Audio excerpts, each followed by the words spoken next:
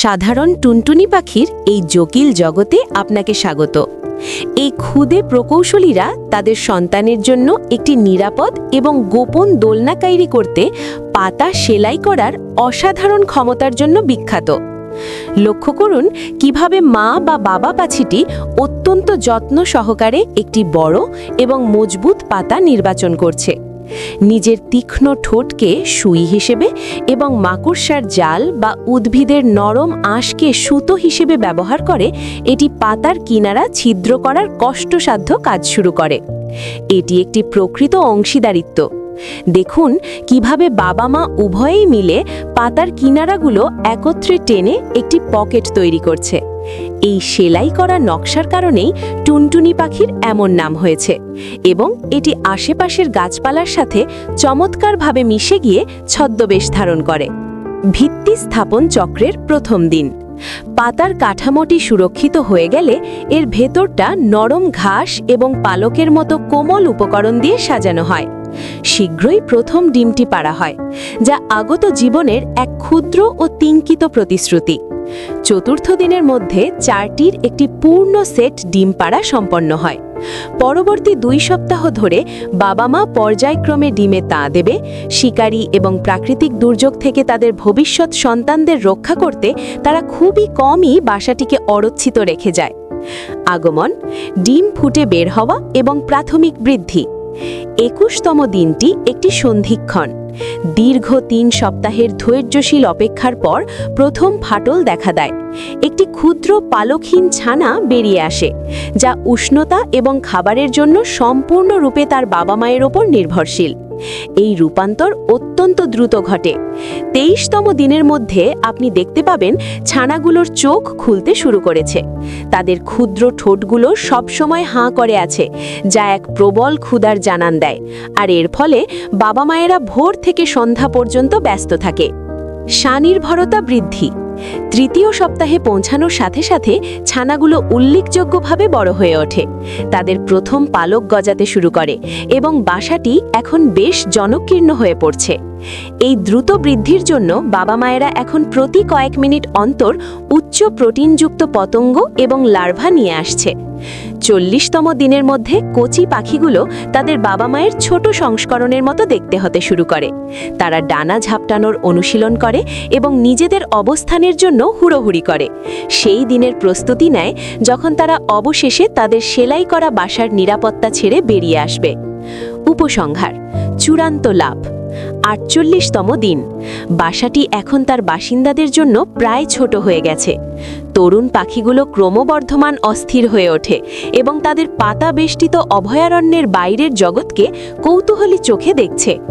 অবশেষে 50তম দিনে বাসা থেকে স্বনির্ভরতার যাত্রা সম্পন্ন হয়। একে একে তরুণ টুনটুনিরা তাদের প্রথম উড়ান দেয়। পেছনে ফেলে যায় সেই ভঙ্গুর বাসা যা তাদের নিরাপদ রেখেছিল। তারা এখন বন্য পরিবেশে নিজেদের জীবন শুরু করার জন্য প্রস্তুত। নির্বাচন। প্রক্রিয়াটি শুরু হয় স্ত্রী টুনটুনি পাখির একটি বড় সজীব পাতা নির্বাচন করায়, যা প্রায়শই আম বা অনুরূপ চওড়া পাতার গাছ থেকে নেওয়া, যা মজবুত ভিত্তি এবং প্রাকৃতিক ছদ্মবেশ উভয়ই প্রদান করে। নিখুঁত ছিদ্রকরণ। নিজের ঠোঁটকে সুই হিসেবে ব্যবহার করে পাখিটি পাতার কিনারা বরাবর একগুচ্ছ ক্ষুদ্র ছিদ্র করে। জীবনের সুতো। বাসাটি সেলাই করতে পাখিটি মাকড়সার জাল বা সূক্ষ্ম উদ্ভিদের আঁশ সংগ্রহ করে এবং সেগুলোকে ছিদ্রের মধ্যে দিয়ে টেনে পাতার কিনারাগুলোকে একটি সুরক্ষিত থলির মতো করে জোড়া দেয়। অভ্যন্তরীণ আরাম। বাইরের খোলসটি সুরক্ষিত হয়ে গেলে পাখিটি ডিমের জন্য একটি আরামদায়ক দোলনা তৈরি করতে এর ভেতরটা নরম উদ্ভিদের তুলো, সূক্ষ্ম ঘাস এবং পালক দিয়ে সাজায়। ডিমের সেট। 4র্থ দিনের মধ্যে লুকোনো প্রকোষ্ঠের ভেতরে স্বাতন্ত্র তিনকিত 4টি ডিম পাড়া হয়। তা দেওয়ার সতর্কতা। পরবর্তী 2 সপ্তাহ ধরে বাবা মা অবিরাম সতর্কতা বজায় রাখে। ডিমগুলোকে একটি নির্দিষ্ট উষ্ণতায় রাখে এবং শিকারীদের হাত থেকে বাঁচতে তারা বাসার ভেতর একদম স্থির হয়ে যায়। ধাপ 2। ডিম ফুটে বের হওয়া এবং দ্রুত বৃদ্ধি। 21 থেকে 35 দিন। উত্থান। 21তম দিনে জীবনের প্রথম লক্ষণ দেখা দেয়, যখন একটি ক্ষুদ্র ঠোঁট ডিমের খোসা ভেঙে বেরিয়ে আসে। এই প্রক্রিয়াটিকে পিপিং বলা হয়। সদ্যজাত। ছানাগুলো গোলাপি, পালকহীন এবং অন্ধ অবস্থায় জন্মায়, যাদের ওজন 1 গ্রামেরও কম। তবু জন্ম থেকেই তাদের খাবার চাওয়ার এক তীব্র অন্তর্নিহিত প্রবৃত্তি থাকে। অবিরাম আহার। বাবা মায়েরা একটি কঠোর রুটিনে প্রবেশ করে। ছানাগুলোর দ্রুত বৃদ্ধির জন্য উচ্চ প্রোটিনযুক্ত পতঙ্গ এবং লার্ভা শিকার করে আনে। পরিষ্কার করা। বাসাটিকে পরিষ্কার এবং পরজীবী মুক্ত রাখতে বাবা মায়েরা ছানাদের খাওয়ানোর পরপরই তাদের ত্যাগ করা মল অত্যন্ত সতর্কতার সাথে সরিয়ে ফেলে। উন্নয়নের মাইল ফলক। 3য় সপ্তাহের মধ্যে ছানাগুলোর চোখ পুরোপুরি খুলে যায় এবং তাদের নতুন পালকগুলো বিকশিত হতে শুরু করে, যা তাদের অলিভ সবুজ পালকের প্রথম আভাস দেয়। ধাপ 3, উড়ার জন্য প্রস্তুতি। 36 থেকে 45 দিন। ডানা শক্তিশালীকরণ। ছানাগুলো বড় হওয়ার সাথে সাথে সেলাই করা পাতার বাসাটি তার প্রসারণের সীমায় পৌঁছায়। কচি পাখিগুলো তাদের ডানার পেশি চর্চা শুরু করে। প্রায়শই বাসার ভেতর থেকেই জোরে ডানা ঝাপটায়। ঝড় মোকাবিলা। ভারী বৃষ্টির সময় বাসার স্থায়িত্ব পরীক্ষা করা হয়, যেখানে বাবা মা প্রায়শই নিজের শরীরকে একজন জীবন্ত ছাতা হিসেবে ব্যবহার করে ছানাগুলোকে রক্ষা করে। শিকারীদের হুমকি। নেউল বা বড় পাখির মতো শিকারীরা একটা ধ্রুব হুমকি। বাবা মায়েরা বাসার ভেতরের এই বিপজ্জনক শেষ দিনগুলোতে তাদের সন্তানদের পথ দেখাতে সতর্ক সংকেত ব্যবহার করে এবং সজাগ থাকে। ধাপ 4, ডানা মেলানো এবং স্বনির্ভরতা। 46 থেকে 50 দিন।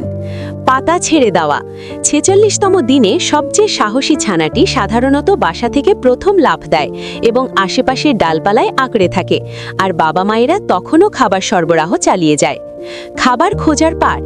বাবা মায়েরা তরুণ পাখিকে কিভাবে শিকার শনাক্ত করতে হয় এবং ধরতে হয় তা শেখাতে শুরু করে। প্রায়শই তরুণ পাখির জন্য একটি অক্ষম পতঙ্গ নিয়ে এসে তাকে শিকার করার প্রদর্শনী দেখায়। বনে বিচরণে দক্ষতা। 50তম দিনের মধ্যে কচি পাখিগুলো ঘন ঝোপঝাড়ের মধ্যে দিয়ে চলাচলের শিল্পে দক্ষ হয়ে ওঠে। তাদের লেজ আরও লম্বা হয় এবং তাদের উড়ান আরও আত্মবিশ্বাসী হয়। চূড়ান্ত প্রস্থান। সেই আদি সেলাই করা বাসার সাথে বন্ধন অবশেষে ছিন্ন হয়। তরুণ টুনটুনিরা এখন সম্পূর্ণ স্বাধীন, বন্য পথে চলতে এবং শেষ পর্যন্ত নিজেদের নিপুণ আর্কিটেকচার গড়তে তারা প্রস্তুত। সাধারণ টুনটুনি পাখির এই জটিল জগতে আপনাকে স্বাগত। এই ক্ষুদে প্রকৌশলীরা তাদের সন্তানের জন্য একটি নিরাপদ এবং গোপন দোলনা তৈরি করতে পাতা সেলাই করার অসাধারণ ক্ষমতার জন্য বিখ্যাত। লক্ষ্য করুন কিভাবে মা বা বাবা পাখিটি অত্যন্ত যত্ন সহকারে একটি বড় এবং মজবুত পাতা নির্বাচন করছে। নিজের তীক্ষ্ণ ঠোঁটকে সুই হিসেবে এবং মাকড়সার জাল বা উদ্ভিদের নরম আঁশকে সুতো হিসেবে ব্যবহার করে এটি পাতার কিনারা ছিদ্র করার কষ্টসাধ্য কাজ শুরু করে। এটি একটি প্রকৃত অংশীদারিত্ব। দেখুন কিভাবে বাবা মা উভয়েই মিলে পাতার কিনারাগুলো একত্রে টেনে একটি পকেট তৈরি করছে। এই সেলাই করা নকশার কারণেই টুনটুনি পাখির এমন নাম হয়েছে এবং এটি আশেপাশের গাছপালার সাথে চমৎকারভাবে মিশে গিয়ে ছদ্মবেশ ধারণ করে। ভিত্তি স্থাপন চক্রের প্রথম দিন। পাতার কাঠামোটি সুরক্ষিত হয়ে গেলে এর ভেতরটা নরম ঘাস এবং পালকের মতো কোমল উপকরণ দিয়ে সাজানো হয়। শীঘ্রই প্রথম ডিমটি পাড়া হয়, যা আগত জীবনের এক ক্ষুদ্র ও তিঙ্কিত প্রতিশ্রুতি। চতুর্থ দিনের মধ্যে 4টির একটি পূর্ণ সেট ডিম পাড়া সম্পন্ন হয়। পরবর্তী 2 সপ্তাহ ধরে বাবা মা পর্যায়ক্রমে ডিমে তা দেবে। শিকারী এবং প্রাকৃতিক দুর্যোগ থেকে তাদের ভবিষ্যৎ সন্তানদের রক্ষা করতে তারা খুবই কমই বাসাটিকে অরক্ষিত রেখে যায়। আগমন, ডিম ফুটে বের হওয়া এবং প্রাথমিক বৃদ্ধি। 21তম দিনটি একটি সন্ধিক্ষণ।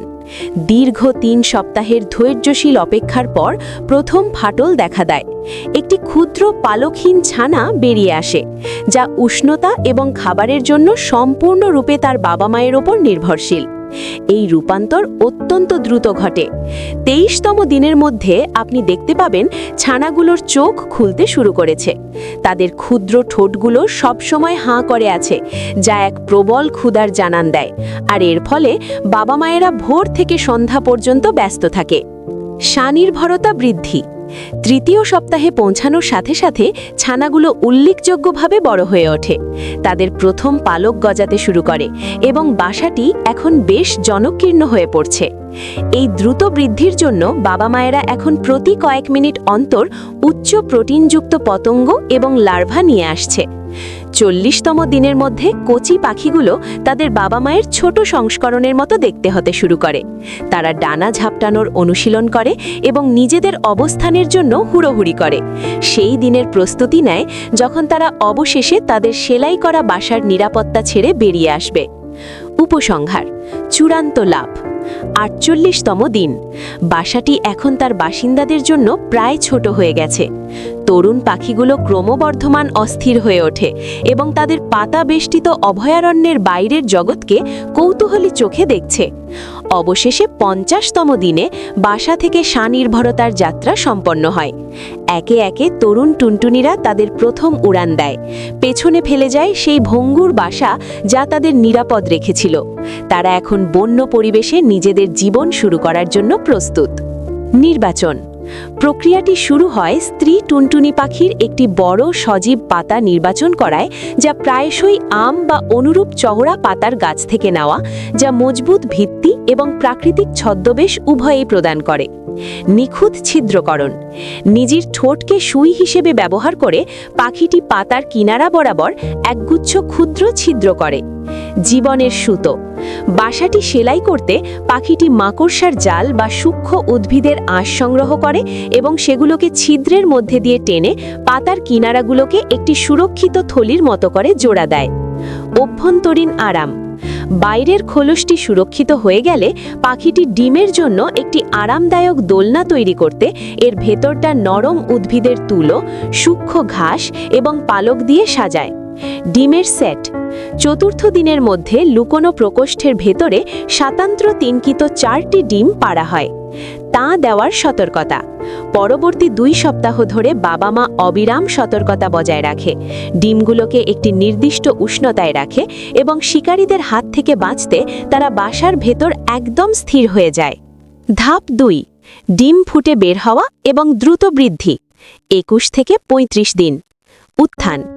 21তম দিনে জীবনের প্রথম লক্ষণ দেখা দেয়, যখন একটি ক্ষুদ্র ঠোঁট ডিমের খোসা ভেঙে বেরিয়ে আসে। এই প্রক্রিয়াটিকে পিপিং বলা হয়। সদ্যজাত। ছানাগুলো গোলাপি, পালকহীন এবং অন্ধ অবস্থায় জন্মায়, যাদের ওজন 1 গ্রামেরও কম। তবু জন্ম থেকেই তাদের খাবার চাওয়ার এক তীব্র অন্তর্নিহিত প্রবৃত্তি থাকে। অবিরাম আহার। বাবা মায়েরা একটি কঠোর রুটিনে প্রবেশ করে। ছানাগুলোর দ্রুত বৃদ্ধির